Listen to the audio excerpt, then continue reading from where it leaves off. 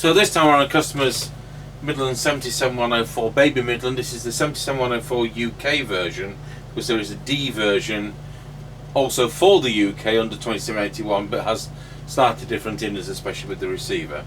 Now Mr. Chippie has just done another test with us, so he's lurking at the petrol station at Ancaster, so that's where he is. So he starts off just over half a mile away. Tango 21, Mr. Chippie, do you copy? Tango 21, receiving you loud and clear. Roger, got you at the petrol station. Yep, roger that. Right, we're now passing through Ancaster Crossroads. Roger, got you going through Ancaster Crossroads. Roger. Right, we're now passing the top of the hill as we go down in towards Wilson. Over. Roger, got you at the top of the hill. Roger. Tango 21, Chippie, we're now going down Scratchy Corner, Wilson. Roger, got you going around Scratchy Corner at Wilsford. I'm on a Baby Midland 77104 UK from the mid-80s, and the radio's doing a full 4 watts over. Roger that. Right, we're now going over to level crossing. Roger, got you going over Wilsford level crossing.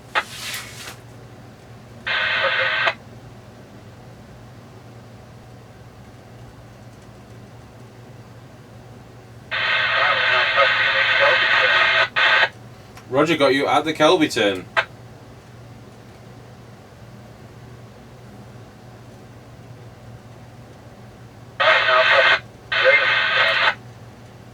Roger, got you at the Greyleys turn.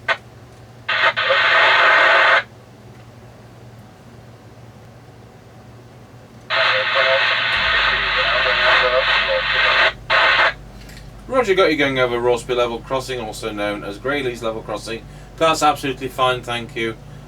Test ends 10:10.